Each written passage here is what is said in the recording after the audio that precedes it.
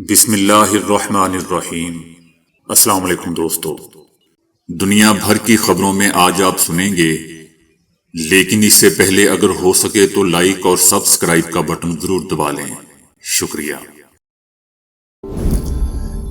منگل کی رات لگ بھگ 2:30 بجے تک جاری رہنے والے اس دھرنے میں عمران خان کی بہنوں اور کارکنوں سمیت کئی لوگ موجود تھے۔ پولیس نے مظاہرین کو منتشر کرنے کے لیے واٹر کینن کا استعمال کیا، جبکہ اس دوران پولیس نے وہاں موجود گاڑیوں کو اپنے قبضے میں لیا اور انہیں تھانہ روات منتقل کر دیا۔ پولیس کا دعویٰ ہے کہ قبضے میں لی گئی زیادہ تر گاڑیاں سرکاری ہیں اور وہ خیبر پختونخوا کے مختلف محکموں کی ہیں۔ پاکستان تحریک انصاف نے ایکس اکاؤنٹ پر اڈیالہ جیل کے باہر پولیس کے کریک ڈاؤن کی بہت سی ویڈیوز جاری کی ہیں، جس میں دکھایا گیا ہے کہ پولیس رات کے اندھیرے میں واٹر کینن کی مدد سے شرکاء پر پانی پھینک رہی ہیں اور خواتین سمیت احتجاج میں شامل افراد اس پر احتجاج کرتے ہوئے دھرنے کے مقام سے واپس جا رہے ہیں۔ پاکستان تحریک انصاف نے اس عمل کی سخت الفاظ میں مذمت کرتے ہوئے کہا ہے کہ عدالتی احکامات کے باوجود عمران خان کے اہل خانہ کو ان سے ملاقات نہیں کرنے دی گئی، اس لیے اڈیالہ جیل کے باہر دھرنا دیا جا رہا تھا۔ پاکستان تحریک انصاف نے اپنے بیان میں کہا ہے کہ رات دیر تک دھرنا جاری تھا جب شدید سرد موسم میں اچانک واٹر کینن سے ان مظاہرین پر پانی پھینکا گیا۔ اس سے قطع نظر کہ اس احتجاج میں خواتین بھی شامل تھی، لیکن دوستو، حکومت کا کہنا ہے کہ پانی خواتین پر نہیں پھینکا گیا بلکہ صرف مظاہرین پر ہی پھینکا گیا، حتیٰ کہ عمران خان کی بہنوں پر بھی پانی نہیں پھینکا گیا۔ پاکستان تحریک انصاف کا کہنا ہے کہ عمران خان کو ایک قیدی کے طور پر ان کے حقوق سے محروم رکھا جا رہا ہے، بلکہ احتجاج کے آئینی حقوق کو بھی پامال کیا جا رہا ہے، جبکہ حکومت کا کہنا ہے کہ ملاقاتیں ملک میں عدم و استحکام کا باعث بن رہی ہیں۔ دوستو، چونکہ آپ کو میرا چھوٹا سا بھی کومنٹ پسند نہیں آتا، لیکن اس پر میں ایک چھوٹا سا کومنٹ کروں گا۔ میرا اس پر کومنٹ یہ ہے کہ سسٹم کے اندر رہ کر لڑنا چاہیے تھا یا آگے لڑنا چاہیے، کیونکہ آزادی مارچ سے لے کر اب تک ہم نے کیا پایا اور کیا کھویا، اس پر نظر ضرور رکھنی چاہیے۔ آزادی مارچ میں پہلے پاکستان کی آزادی کی بات کی گئی، اس کے بعد عمران خان کو آزاد کروانے کی بات کی گئی۔ 26 نومبر کو جو مارچ ہوا یا اس سے پہلے جو بھی احتجاج کیے گئے، وہ پھر عمران خان کی آزادی تک محدود ہو گئے، جبکہ عمران خان جب باہر تھے تو اس وقت پاکستان کو آزاد کرنے کی باتیں کی جا رہی تھیں۔ اور اب حالت دوستو افسوس سے یہ آ چکی ہے کہ عمران خان سے آزادی سے ملنے کی بھی اب اجازت نہیں ہے، یعنی عمران خان سے ملنے کی آزادی کی بات اب آ چکی ہے۔ ہم کہاں سے چلے تھے اور کہاں پہنچ گئے، اس پر بھی ضرور نظر رکھنی چاہیے۔ اس لیے میں کہہ رہا ہوں کہ سسٹم کے اندر رہ کر لڑنا چاہیے، آگے بھی سسٹم کے اندر رہ کر لڑنا ہوگا۔ ذرا امیجن کریں کہ جب عمران خان کو اتارا گیا تو ایک سونامی کی طرح لوگ اس کے ارد گرد جمع ہو گئے۔ وہ اسٹیڈیم جو کبھی کرکٹ کے میچ سے نہیں بھرا کرتے تھے، عمران خان نے اپنے جلسوں سے بھر دیے۔ اگر سسٹم میں رہتے ہوئے الیکشن میں حصہ لیتے تو ذرا آپ خود سوچیں کہ 2/3 اکثریت سے کہیں زیادہ اس کی اکثریت بننی تھی، اور پھر سسٹم میں رہتے ہوئے اگلے 5 سال تک چیزیں آہستہ آہستہ بدلتے رہتے۔ اس لیے آپ یہ نہیں کہہ سکتے کہ عمران خان کو حصہ نہیں لینے دیا گیا، بلکہ عمران خان نے پہلے دن سے ہی حصہ لینے کی کوشش نہیں کی۔ آہستہ آہستہ لوگوں کا ذہن فوج کے خلاف موڑتے چلے گئے۔ حالانکہ مجھے یاد ہے کہ انہی دنوں جنرل باجوہ خود کہہ رہے تھے کہ عمران خان کی مقبولیت تیزی سے بڑھ رہی ہے۔ بہرحال پولیس کا موقع پر کہنا تھا کہ عمران خان سے ملاقات ممکن نہیں ہے، اور اس بارے میں عمران خان کی بہنوں کو متعدد بار آگاہ بھی کیا گیا، اور بعد میں انہیں مظاہرہ ختم کرنے پر بھی آمادہ کرنے کی کوشش کی گئی، وہ پھر بھی احتجاج کرنے پر بضد تھی۔ پولیس جیسے ہی واٹر کینن کا استعمال شروع کرتی ہے تو علیمہ خان اپنے ساتھ موجود لوگوں سے کہتی ہیں کہ میری وجہ سے مت گھبرائیں، یہ صرف پانی ہے، پانی سے مت گھبرائیں۔ منگل کی دوپہر دھرنے کے آغاز پر وہاں پی ٹی آئی کارکنوں کی ایک قابل ذکر تعداد موجود تھی، لیکن جوں جوں وقت گزرتا گیا اور پولیس کی جانب سے مظاہرین کے خلاف قانونی کارروائی کرنے کی باتیں کی جانے لگی تو مظاہرین کی تعداد میں دوستوں کمی آنی شروع ہو گئی۔ پولیس حکام نے عمران خان کی بہنوں سے تقریباً 3 مرتبہ مذاکرات کیے اور انہیں واضح پیغام دیا گیا کہ ان کی عمران خان سے ملاقات نہیں کروائی جا سکتی، اس لیے وہ یہ دھرنا ختم کر دیں، لیکن انہوں نے پولیس حکام کی اس درخواست کو رد کر دیا۔ مظاہرین نے کھلے آسمان تلے دھرنا دیا ہوا تھا اور شام اور پھر رات کو سردی کی شدت میں کافی زیادہ اضافہ ہو گیا تھا، جس کے باعث دھرنے کے شرکاء جھاڑیوں کو آگ لگا کر سردی کی شدت کو کم کرنے کی کوشش کر رہے تھے۔ عمران خان کی بہنوں نے واپس جاتے ہوئے کہا کہ وہ آئندہ منگل کو بھی اپنے بھائی سے ملاقات کرنے کے لیے دوبارہ آئیں گی، تیار رہنا۔ مظاہرین کے پاس کھانے پینے کا دوستوں سامان نہیں تھا، جبکہ ممکنہ مظاہرے کے پیش نظر اڈیالہ جیل سے 2 کلومیٹر کی حدود میں انتظامیہ کی جانب سے ہوٹلوں اور تمام مارکیٹوں کو بند کروا دیا گیا تھا۔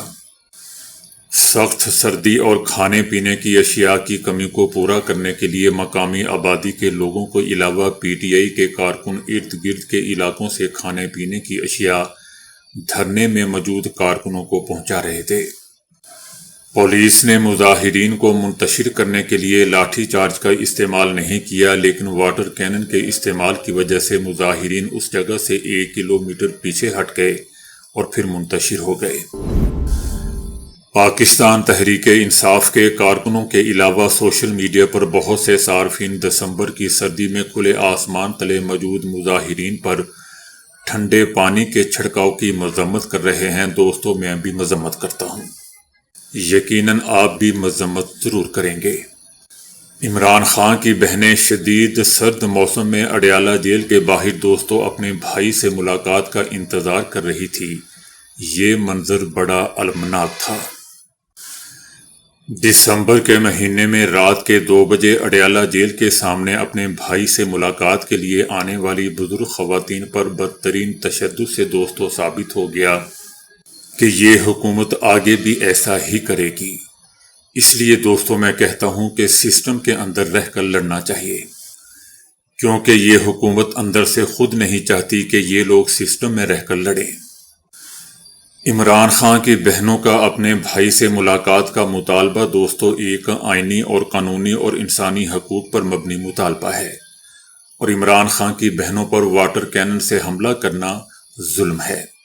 شدید سردی میں جسم پر ٹھنڈا پانی پڑنے سے بوڑھی خواتین یا بوڑھے لوگوں پر بہت سے فوری طبی پیچیدگیاں جنم لے سکتی تھیں۔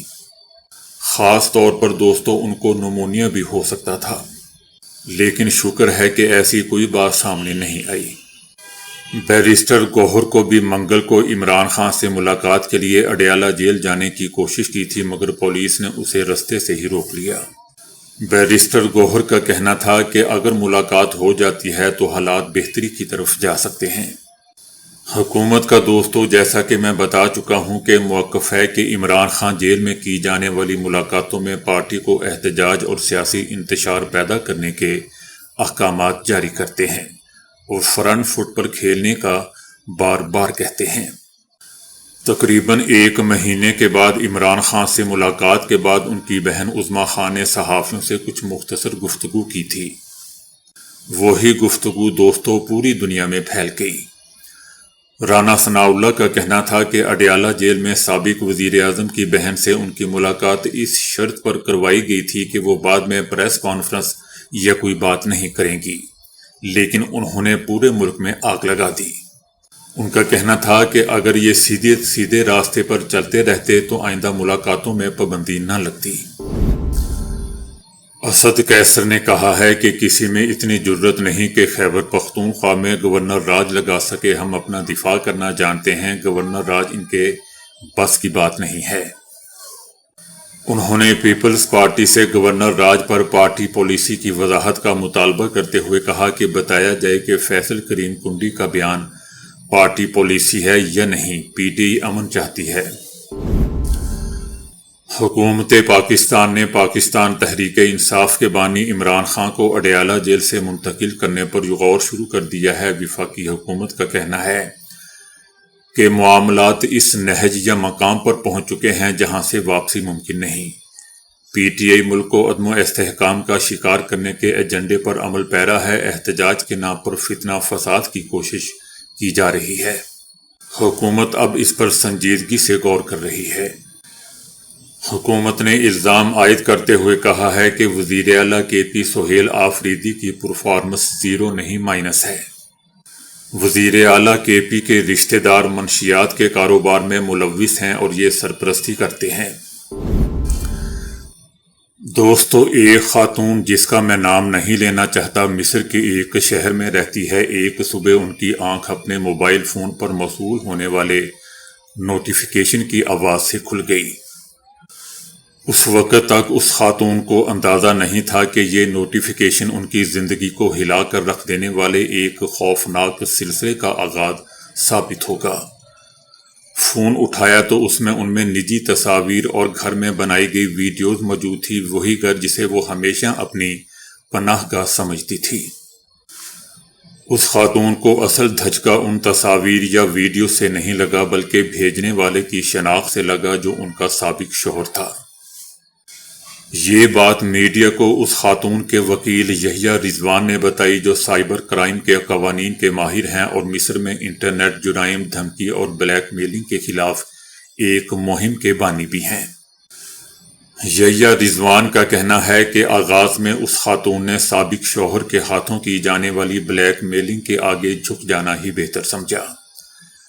2 برسوں کے دوران ان کے سابق شوہر نے ان سے تقریباً 2 ملین مصری پاؤنڈ یعنی قریب 40,000 امریکی ڈالر بٹور لیے، لیکن مطالبات رکنے کا نام نہیں لے رہے تھے۔ ان کے وکیل کے مطابق خاتون کو احساس ہوا کہ ان کے اس حوالے سے خاموشی نے انہیں ان کے شوہر کی نگاہ میں یعنی سابق شوہر کی نگاہ میں ایک ATM مشین بنا دیا ہے، اور یوں انہوں نے سمجھ لیا کہ یہ سلسلہ محض ان کے چپ رہنے سے ختم نہیں ہوگا۔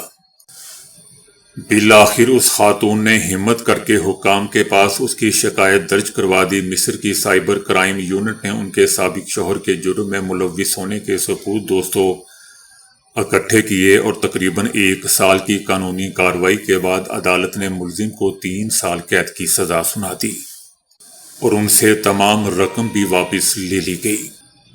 یہ مصری خاتون دوستوں پہلی خاتون نہیں ہے جن کے ساتھ ایسا ہوا ہے اور شاید آخری بھی نہ ہو، خصوصاً اس دور میں جب خواتین کے خلاف ڈیجیٹل تشدد تیزی سے بڑھ رہا ہے۔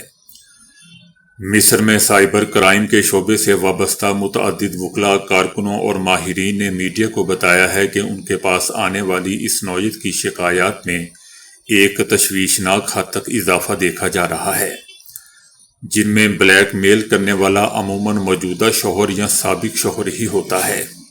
اعداد و شمار کے مطابق دنیا بھر میں 38% خواتین کسی نہ کسی شکل میں ڈیجیٹل تشدد کا شکار ہو رہی ہیں۔ صرف دھمکی کے ذریعے تصاویر یا ویڈیوز کے پھیلاؤ سے متعلق حملے آن لائن تشدد کے مجموعی واقعات کا 57% ہیں۔ عرب دنیا میں بھی صورتحال اس سے کم سنگین نہیں ہے۔ اقوام متحدہ کی ایک رپورٹ کے مطابق انٹرنیٹ استعمال کرنے والی 60% عرب خواتین آن لائن تشدد کا سامنا کر چکی ہیں۔ مصر میں ہزاروں خواتین کی جانب سے 10,000 سے زائد فوری مدد کی اپیلیں ہاٹ لائن اور سوشل میڈیا کے ذریعے موصول ہوئیں۔ ان شکایات میں دوستوں متعدد مثالیں ایسی تھیں جن میں شوہر اپنی بیویوں کو ازواجی زندگی کے دوران بنائی گئی نجی تصاویر کے ذریعے بلیک میل کرتے رہے، کبھی طلاق سے روکنے کے لیے اور کبھی مالی ذمہ داریوں سے بچنے کے لیے۔ روزانہ موصول ہونے والی سینکڑوں شکایات اور انکوائریوں میں سے تقریباً 75% ایسی متاثرین کی بھی ہوتی ہیں جن کا اپنے بلیک میلر کے ساتھ کوئی رومانی تعلق رہ چکا ہوتا ہے لیکن وہ رشتہ یا شادی تک نہیں پہنچا ہوتا۔ مجموعی شکایات میں سے تقریباً 7% میں بلیک میلر شوہر یا سابق شوہر ہی ہوتا ہے۔ اگرچہ دوستو یہ تناسب بظاہر کم لگتا ہے، مگر یہ خاندانی تحفظ اور گھریلو سلامتی کے نظام پر بہت سنگین سوالات کھڑے کرتا ہے۔ علیحدگی کے معاملات میں اکثر بنیادی محرک مالی معاملات ہوتے ہیں، یعنی شوہر نجی تصاویر یا ویڈیوز کا سہارا لے کر بیوی پر دباؤ ڈالتا ہے کہ وہ اپنے شرعی اور قانونی حقوق سے یا جہیز کی اشیاء وغیرہ سے دستبردار ہو جائے۔ بعض اوقات دوستو یہ دباؤ غیر مالی پہلوؤں تک بھی پھیل جاتا ہے، جیسا کہ بچوں کی تحویل چھوڑنے پر مجبور کرنا۔ ایک رپورٹ میں بتایا گیا ہے کہ آن لائن بلیک میلنگ مجموعی طور پر بہت عام ہو چکی ہے اور کم عمر لڑکیاں اس کا سب سے زیادہ شکار بن رہی ہیں۔ اور بعض اوقات دوستو اس دباؤ کی شدت اتنی بڑھ جاتی ہے کہ بعض لڑکیاں، معصوم لڑکیاں، اپنی جان تک گنوا بیٹھتی ہیں۔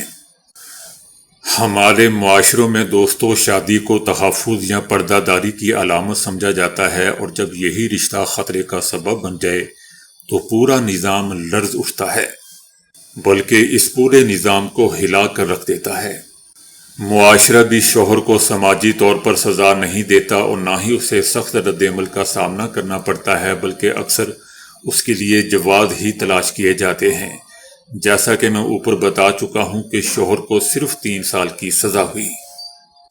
دوستو ان جرائم کے مسلسل بڑھنے کی ایک بڑی وجہ یہ بھی ہے کہ معاشرہ مرد کے لیے کسی بدنامی یا شرمندگی کا تصور ہی پیدا نہیں کرتا، بلکہ دوستو اب تو پاکستان کا بھی معاشرہ مرد تو کیا، عورت کے لیے بھی کوئی بدنامی یا شرمندگی کا کوئی تصور پیدا نہیں کرتا۔